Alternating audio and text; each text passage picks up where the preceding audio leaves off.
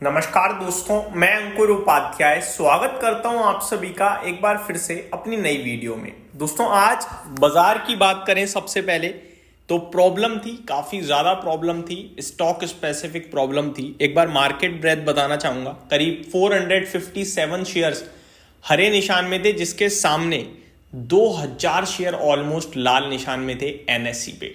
आप कह सकते हो कि एक बढ़ने वाले शेयर के सामने ऑलमोस्ट 5 घटने वाले शेयर्स थे। तो बहुत ही खराब सिचुएशन थी आज। इंडेक्स को देखकर ऐसा बिल्कुल भी नहीं लगेगा कि पोर्टफोलियो इतनी भी गिर सकती है, लेकिन जब पोर्टफोलियो की तरफ नजर डालोगे तो हक्का बक्का रह जाओगे, शॉक में चले जाओगे। और ये सबके साथ हुआ है आज। मैं आपको बता दूं, स्टॉक्स की बात करें तो मतलब एक कैटेगरी तो ऐसी थी जो 20% ही क्रैश हो गई, वो वायर्स एंड केबल्स की थी, जिसके बारे में हमने प्रीवियस वीडियो में बात करी थी आप सभी के साथ। केवल किस लिए क्रैश हुई है ये इंडस्ट्री कि भैया अल्ट्राटेक सीमेंट 1800 करोड़ का निवेश कर रहा है वायर्स एंड केबल सेगमेंट में, और 1800 करोड़ का निवेश कर रहा है 2 साल बाद तो वो ऑपरेशनल होगा, करीब 3-5 साल बाद कंपनी प्रॉफिट में आना शुरू होगी। और स्टॉक कब रिएक्ट कर गए? अनाउंसमेंट पे। कितना रिएक्ट कर गए? 20% क्रैश। ये 20% अगर आप कंपनीज के मार्केट कैप के लिहाज से देखोगे तो आपको समझ में आएगा कितना ओवर रिएक्शन है।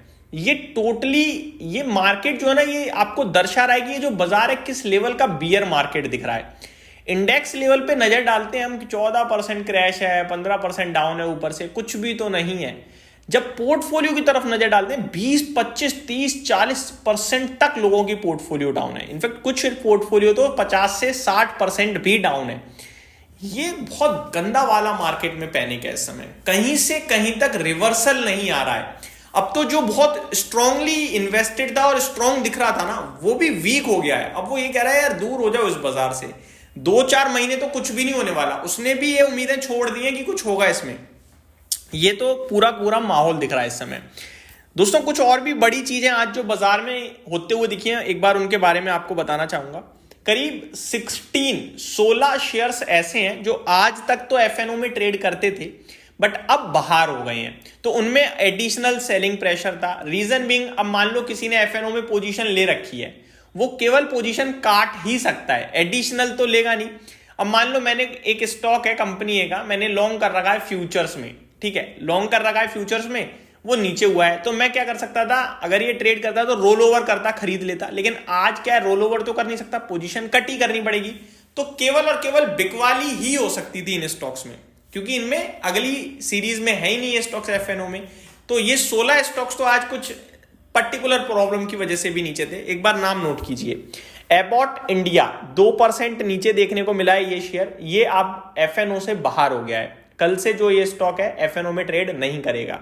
दूसरा है अतुल लिमिटेड, करीब 1% नीचे था और ये भी एफएनओ से बाहर हो गया है। तीसरा स्टॉक है दोस्तों बाटा इंडिया, 3.5% नीचे है और एफएनओ से बाहर। फोर्थ स्टॉक है कैनफिनोम्स, ये तो पहले ही इतना टूटा हुआ है कि आज किसी ने नहीं बेचा, पहले ही सब बेच बाज के भाग चुके हैं, हरे निशान में बंद हुआ है। कोरोमंडल इंटरनेशनल 3.25% घटकर बंद हुआ है, एफएनओ से बाहर हो चुका है ये स्टॉक आज से। सिटी यूनियन बैंक 1% नीचे था, ये भी बाहर। गुजरात गैस 4.5% टूटा है, एफएनओ से बाहर। जीएनएफसी 8% टूटा है दोस्तों, in fact more than I think बंद होते होते 10% हो गया ये, तो ये भी करीब करीब आपका एफएनओ से बाहर हो गया और 8-10% क्रैश हुआ है। इंडिया मार्ट इंटरमेश, ये भी एफएनओ से बाहर होता हुआ दिखा है दोस्तों, करीब 1.5%, 2% की गिरावट थी यहाँ। इप्का लैब भी एफएनओ से बाहर हो गया है। मेट्रोपोलिस, डॉक्टर लाल पैथ लैब, नवीन फ्लोराइन, यहां बड़ी गिरावट थी।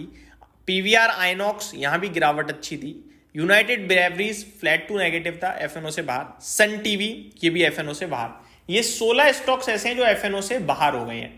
अब ये 16 बाहर हुए हैं, लेकिन 5 एफएनओ के खिलाड़ी भी बने हैं, यानी कि आज तक तो वो कैश मार्केट में ही काम करते थे, लेकिन अब अगर आप चाहो तो एफएनओ में भी उनमें काम कर सकते हो। वैसे तो किसी के पास पैसा ही नहीं है जो ट्रेडिंग करे, बट मैं बताता हूं आपको जो डिटेल्स हैं। 5 स्टॉक्स जो एफएनओ में शामिल हुए हैं, पहला नाम है आईआईएफएल फाइनेंस का दोस्तों, दूसरा नाम है पतंजलि फूड्स का, तीसरा नाम है टीटागढ़ रेल सिस्टम का, एंड चौथा है इरेडा, पांचवा है आपका टाटा टेक्नोलॉजीज। दोस्तों, इस सूची में अमरा राजा बैटरीज भी एफएनओ में शामिल होने वाला था, बट एंड मोमेंट पे उसको शामिल नहीं किया गया है। तो ये 5 स्टॉक्स हैं जो FNO कैटेगरी में शामिल हुए हैं। अब आते हैं दोस्तों कुछ और अपडेट्स पे आप सभी के साथ। एक क्षेत्र था जहां पे तेजी थी, वो था बैंकिंग फाइनेंशियल्स का। RBI की तरफ से नई गाइडलाइन आई है जहां पे बैंकों को बोला है कि रिस्क वेटेज कम है, आप आराम से NBFCs को लोन बांट सकते हैं। और इसकी वजह से पूरा NBFC, पूरा बैंकिंग क्षेत्र आज कमाल करता हुआ दिखा है। लेकिन एंड मोमेंट पे अगर आप देखें तो बैंक निफ्टी ने भी अपना दम तोड़ दिया। ये कुछ अच्छे संकेत नहीं है दोस्तों। कल से नई सीरीज शुरू हो रही है, उम्मीद करते हैं कि इस सीरीज में हमें हरियाली मिल जाए, क्योंकि बाजार हैविली ओवरसोल्ड है। इन्वेस्टर्स बॉटम पे आ गए, मतलब जो वो सेंटिमेंटल मीटर होता है ना, वो बिल्कुल बॉटम पे है कि अब कोई पॉजिटिव नहीं रहा है, और फियर फैक्टर बिल्कुल टॉप पे चला गया है। अगर कोई कुछ करना चाहता है तो या तो बेचना चाहता है या फिर होल्ड कर पा रहा है जैसे तैसे, पर खरीदना कोई नहीं चाहता इस समय बाजार में। और ये सारे संकेत ऐसे कह रहे हैं कि भैया उछल जाओ, अब तो बड़ा दिन हो गई। तो ये सारी चीजें थी जो मैंने आपके साथ शेयर करी। उम्मीद करता हूँ ये डिटेल्स पसंद आई होंगी। Thank you so much for watching this video. Have a great day guys.